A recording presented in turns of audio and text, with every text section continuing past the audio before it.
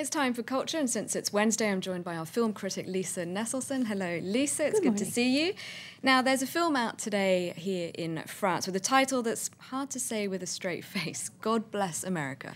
Yes, well, as a card-carrying Yank, I've always been somewhat baffled by the people who think that God takes a special interest in the middle portion of North America. You know, that God starts his or her day by thinking, screw you, Canada, and you're on your own, Mexico, and then smiles, you know, at the USA. Now, if that's true, God works in mysterious ways because our young nation has devolved of late into a place where craven me-firstism and political ignorance and really objectionable reality TV and a passion for firearms have affected the populace more than I'd like, and definitely more than writer-director of God Bless America, Bob Goldthwait, would like. So is it a comedy? Oh, it certainly is. A darkly hilarious one.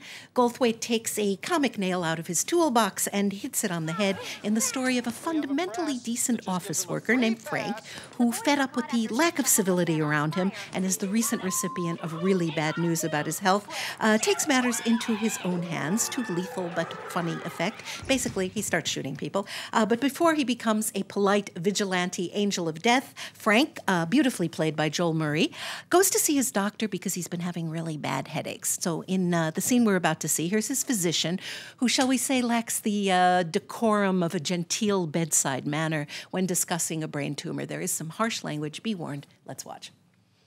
Unfortunately, surgery to remove it can be just as dangerous as leaving it. I advise you discuss this with your family. I'm sorry. Oh. Gotta take this. Yeah. What? Oh, I wanted the one with the moonroof. No, like the one we test drove. I'm going to f you. I'm going to come down to the dealership and I'm going to yes, you understand? I'm going to come down there, I'm going to rip your cock off.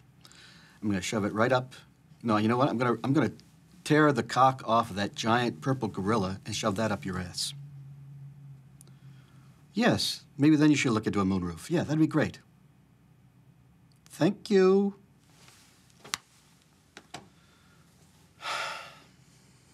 Do you have any family?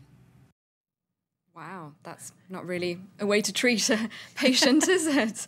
That's quite incredible. Now, I understand that Bob Goldthwait is known mostly as a stand-up comic, although this is his fifth film as a director. That's right, that's right. A big background in stand-up. God Bless America was in competition at the recent Deauville Festival of American Film, where I got to ask Bobcat what he would do if he found out that his days were numbered. He also has some points to make about what's wrong with Hollywood studio expectations and television news. France 24 accepted, of course. Let's watch. No, if my days were numbered, I don't think it would really change too much of how I live because, you know, about 7, 8 years ago, I kind of had an epiphany that I was no longer going to pursue things that didn't make me happy, and I was going to say what I wanted to say. Since when does an artist supposed to be, you know, to borrow Fox, you know, fair and balanced, you know?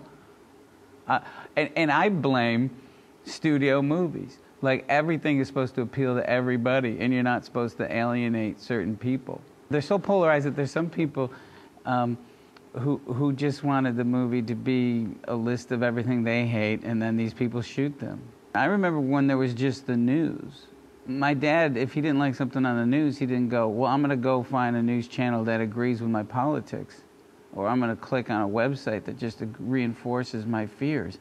It really is about the lack of kindness. I mean, you know, Frank only keeps going back to that over and over. He just wants people to act right. He just wants people to comprehend that there's other people in this world.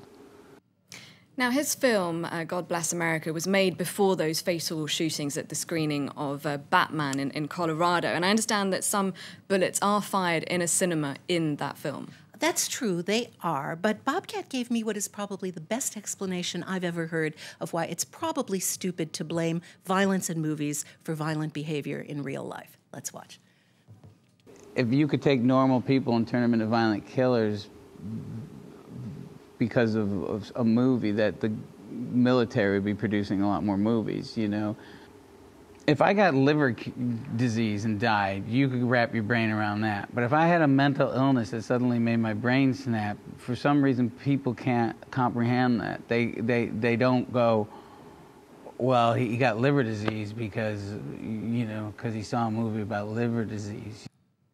Now, also out today in France is a movie that's apparently not at all for children, even though it stars a talking teddy bear. Yes, it's Ted, co-written and directed by Seth MacFarlane, who does the voice of the bear and who has just been announced as the host of the next Oscars telecast. This is definitely not a movie for kids because, sweet as it is, it's also incredibly profane and pretty stuffed, as it were, with really bad examples of how to behave. When Mark Wahlberg's character John was a little boy, he had no friends except his teddy bear, and so he made a wish that his teddy bear could talk, and the wish came true. Flash forward, John is now 35. He's been dating Lori, played by Mila Kunis, for 4 years, and he's still really, really close to Ted. Now, Ted has appetites and no qualms about satisfying them. In this scene we're about to see, Lori comes back to the apartment after a big night out with John to find Ted on the sofa with some surprising company. I especially like this clip for its elegant use of the French language. Let's watch.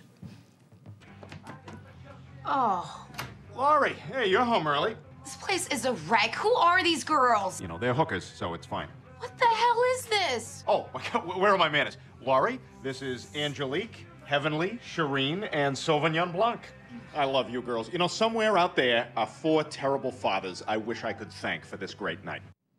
Now, Lisa, I'm not even going to ask what a stuffed talking teddy bear does with a quartet of willing women. Now, I gather Ted isn't opposed to possibly illegal substances. Well, you know, we can't use profanity here on France 24, but I think we can show you in a cultural context, of course, a teddy bear inciting his best friend to inhale marijuana. Oh, hey, listen, try this. I told my weed guy to step it up, and he gave me that. What is it? It's called Mind Rape. It's actually pretty mellow. It doesn't sound very mellow. Well, he only had 3 other batches. Gorilla Panic, They're Coming, and something called This Is Permanent. Come on, spark it up.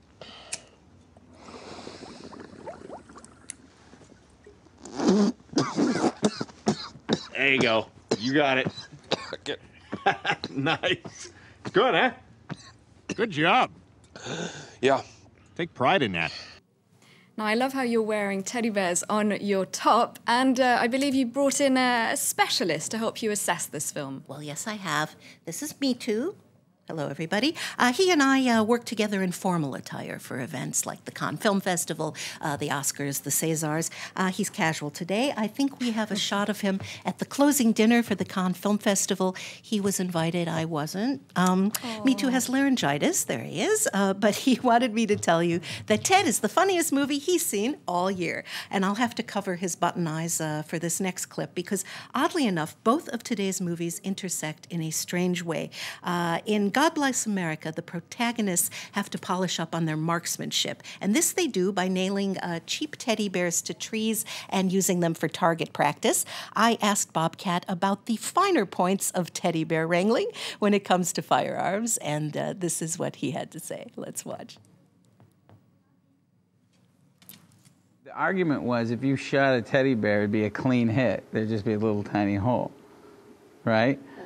I'd like to tell you that I've actually gone on to shoot teddy bears, and they do actually explode a little bit like that they do in my movie. So there's a lot of things in my movie you could call bullshit on, but the way teddy bears blow up is pretty much right on. Now, I believe that's information that you're not going to get anywhere else but here at France 24. Thank you very much, Lisa. Thank you to Me Too also for your insights into what a strange place America is, I have to say. And thank you for watching. Do stay tuned to France 24.